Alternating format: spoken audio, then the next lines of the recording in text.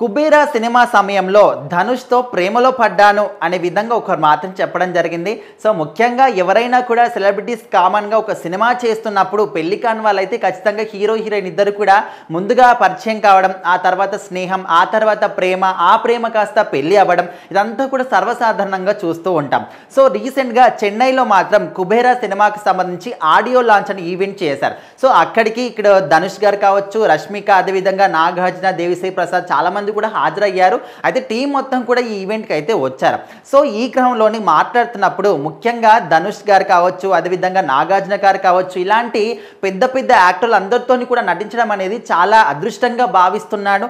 ఇలాంటి అదృష్టం మళ్ళీ కూడా నాకు రావాలనుకుంటున్నాను అనే విధంగా రష్మిక గారు కూడా చెప్పడం జరిగింది. సో, ప్రజెంట్ జనరేషన్‌లో ఏ సినిమా చేసినా కూడా అటు బాలీవుడ్ కావచ్చు, టాలీవుడ్ కావచ్చు, కోలీవుడ్ కావచ్చు, ఎక్కడ చూసినా కూడా ప్రతి ఒక్క సినిమాలో రష్మిక మందాన్ని ఫస్ట్ ప్రిఫరెన్స్ ఇస్తూ ఉన్నారు. ఎందుకంటే తను ఆ విధంగా మంచి ఇంపాక్ట్ క్రియేట్ చేసుకుంది కాబట్టి.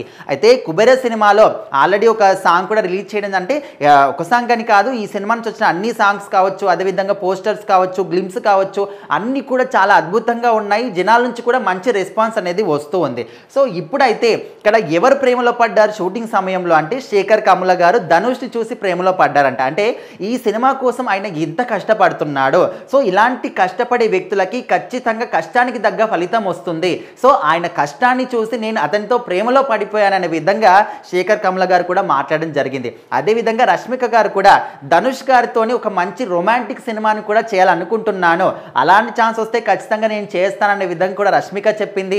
అదేవిధంగా నాగార్జున గారు మాట్లాడుతున్న క్రమంలోని ధనుష్ గారు మీరు నాతోని ఎప్పుడు సినిమా తీస్తారు, మీ డైరెక్షన్లో నేను కూడా ఒక సినిమా తీయాలనుకుంటున్నాను అనే విధంగా నాగార్జున గారు కూడా చెప్పారు. సో, మొత్తానికైతే కుబేర సినిమా జూన్ 20కి రాబోతుంది. ఖచ్చితంగా ఈ సినిమా సూపర్ డూపర్ హిట్ అవుతుందని అందరూ కూడా నమ్ముతున్నారు. ఇటు తెలుగు ఆడియన్స్లో కావచ్చు, అటు తమిళ సైడ్ కావచ్చు, అందరూ కూడా చాలా ఈగర్గా వెయిట్ చేస్తున్నారు. సో, మొత్తానికైతే కుబేర సినిమాలో మన లెజెండరీ యాక్టర్స్ కావచ్చు, ముఖ్యంగా నాగార్జున గారు, అదేవిధంగా ఇక్కడ ధనుష్ గారు, సో రష్మిక మందన్న, సో వీళ్ళందరూ కూడా ఒక సపరేట్ ఫ్యాన్ బేస్ ఉంటుంది కాబట్టి అందరూ కలిసి ఒక చోట సినిమా చూస్తే ఇంకా ఖచ్చితంగా రచ్చనే. సో, మొత్తానికి జూన్ 20కి అయితే కుబేర సినిమా రాబోతుంది. ఖచ్చితంగా హిట్ అవుతుందని అయితే వాళ్ళు చాలా నమ్మకంతో చెప్తున్నారు.